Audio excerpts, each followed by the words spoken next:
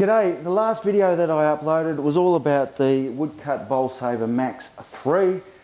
I failed to mention the 3-bit in that video, but it's a MAX3. The 3 would refer to the fact that it's got 3 blades instead of the 2 blades that the other Bowl Saver has. Anyway, getting back to it, that video created quite a lot of interest and there was a lot of comments and there was some questions as well. Now I did answer some of those questions, but there have been other questions that I didn't get around to answering and other questions that have been brought up. Questions that I thought would be best answered by doing a bit of a follow-up video. So this is what this video is all about. Right, first question, why didn't I start with the smallest bowl first and then work my way up? Because remember, what I was having to do was, once I've cored out the big bowl, or the first blank I should say, then what I had to do was mount that back on the lathe. So I had to take this bowl off, I had to take this all out, I had to mount that first coring out on the lathe, turn a foot on it, then set it all up again so I could core out the next one and then repeat the process for subsequent corings. Now, yes, so therefore it would make more sense to start from the first one, the smallest one, core that out, then go to the second smallest and just work my way out. But the problem is, how do you mount those blanks? Now the first one that you core out, you can remount. This one, the biggest one, obviously you can remount because it's already got a foot.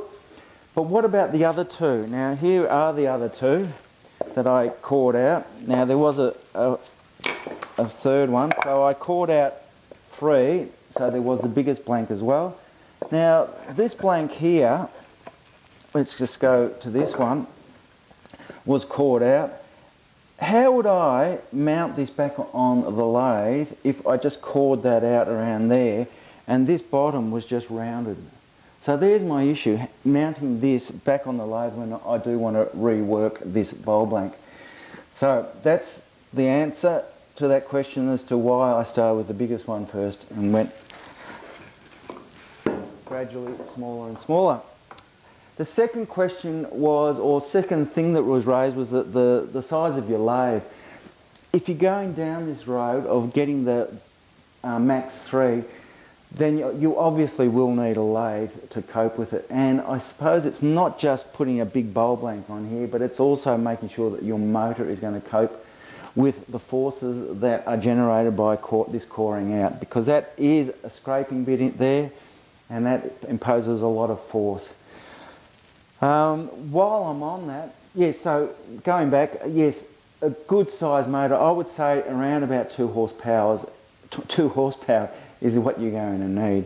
While I'm on about the power and the forces that are imposed on everything, look at your chucking system, look at what is holding this initial blank and subsequent blanks onto the lathe, and make sure you've got a really solid big spigot here if that's how you're holding it on there. Or even put a face plate on there if you can sacrifice a bit of timber and put some big large screws on there, because there's a lot of force being imposed or put onto that join there, that is the bowl onto the chuck.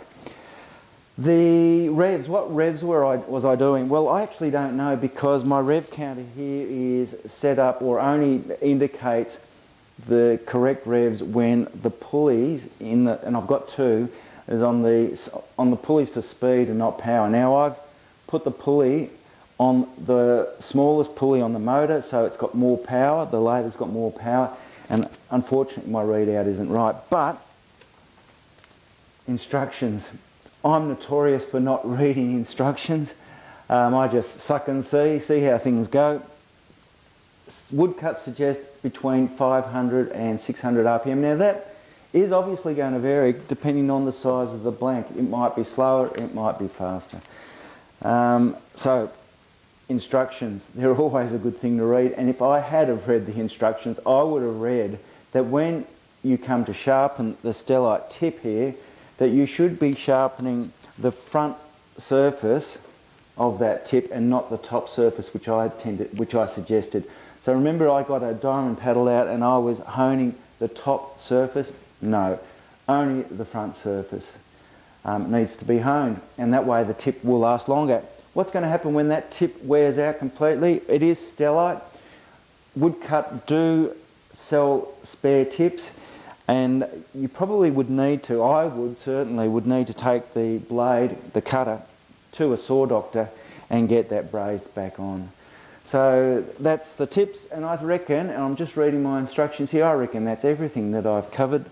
I hope that explains a few more things about this. As I say, it's created a lot of interest. They're fantastic pieces of tooling. And actually, one thing I would like to add is that there's going to be a lot of people out there that would probably balk at buying something like this. Now, they do retail in Australia for around the $500 mark.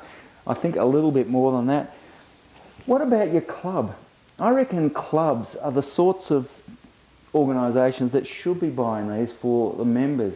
And perhaps your club can be encouraged to buy one of these tools so that you can use it, so that the members can use it. And that way, you know, everyone wins. Your club has got one of these and you can get to use it, as do other club members.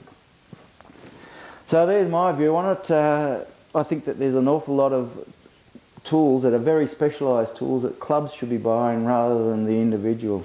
But I know there's a few individuals out there that probably would like to lay their hands on one of those, so I'm certainly not going to discourage you from doing that.